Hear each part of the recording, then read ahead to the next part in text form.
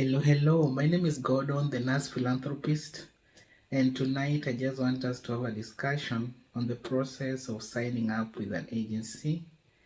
And before I do this, I also want to ask you to continue subscribing, liking, and sharing our videos.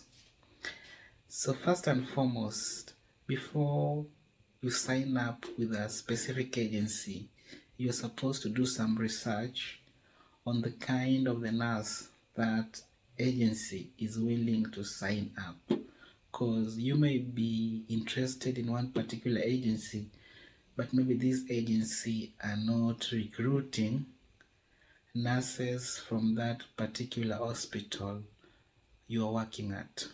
So the first and foremost, you need to go to the website and find out the qualities that the agency is looking into that nurse.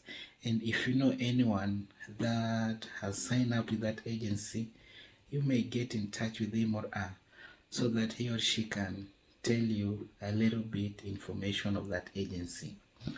So after deciding which agency you want to sign up with, you're supposed to do an application and also submit your CV. So in your CV, you're supposed to present yourself as the best nurse, the most competent nurse, the most caring. And if you're not good at writing CV, there are people who can help you. I'm one of them. We normally do CVs at $27.5 US dollars or equivalent. So you can just reach out and I can sort you on that matter of CV. So you submit your application, then the recruiter will evaluate your application, will evaluate your CV. If he or she is convinced by whatever you've presented on your CV, then he or she will reach out. Then after reaching out, they will also ask you a few questions.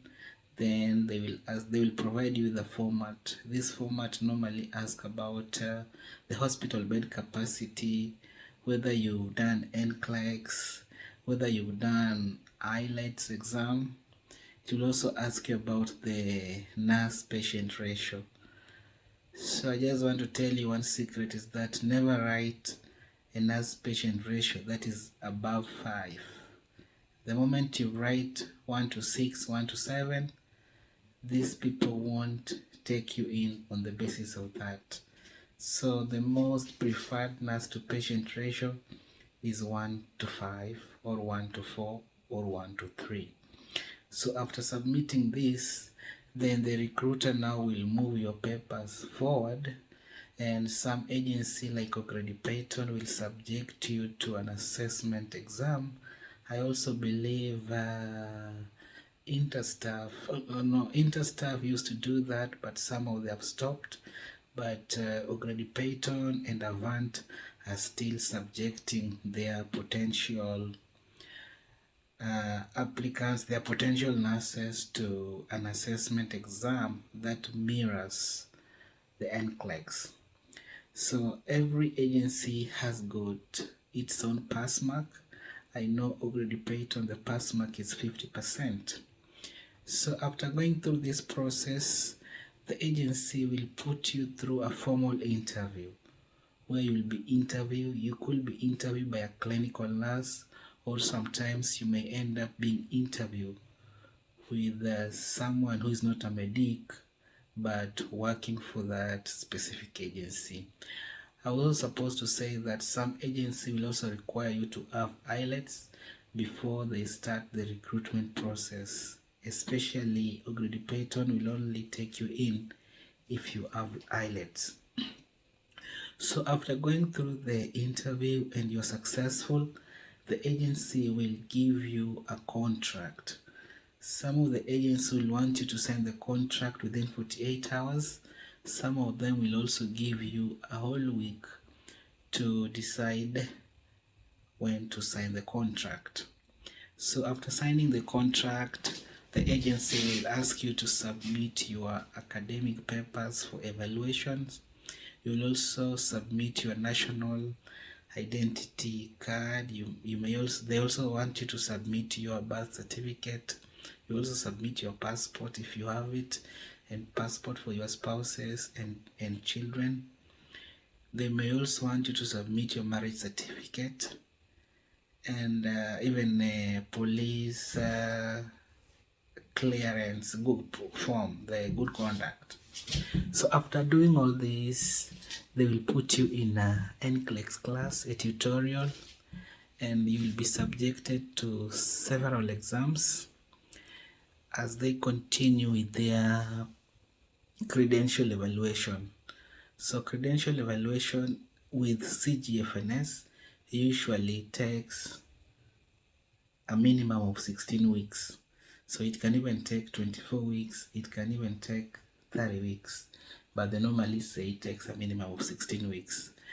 A credential evaluation by other agency are more faster than CGFNS, but CGFNS is currently the only evaluation body that is allowed to produce a visa screen certificate for nurses, and you need the visa screen when you go for the visa interview.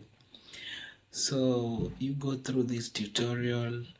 When the agency is convinced that you are now capable, that you can challenge the NCLEX, and also your evaluation, credential evaluation is also complete, then they will present you to the nursing board.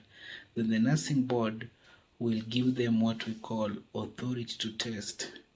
This is like a letter that allow you to test.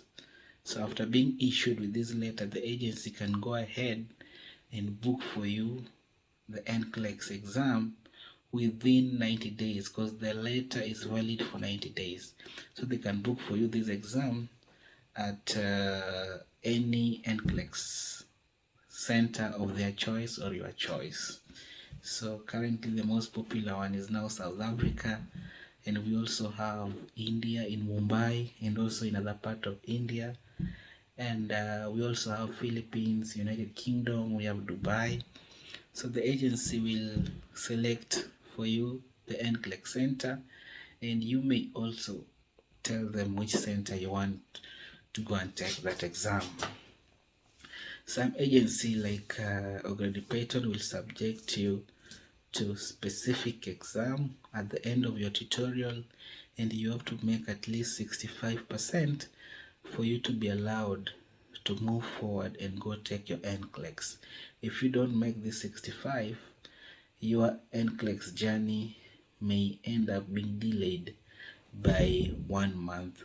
So sometimes this is whereby people doing this NCLEX as private candidates tend to move faster, because their process of preparation is not controlled by anyone. They control it themselves. They can even decide to only practice for NCLEX for 2 weeks and go take it, as long as they have the ATT. So after taking NCLEX, and I'm assuming that you've passed, the agency will give you a second employment contract. Most of the time the figure is usually higher than the initial contract. So after you sign this contract, and sometimes the contract comes in after you've been accepted by the hospital, but you will sign this one and also sign the one that will be provided after being accepted by the hospital. So after challenging the NCLEX successfully, the agency will move ahead after collecting all your documents, as I had said earlier.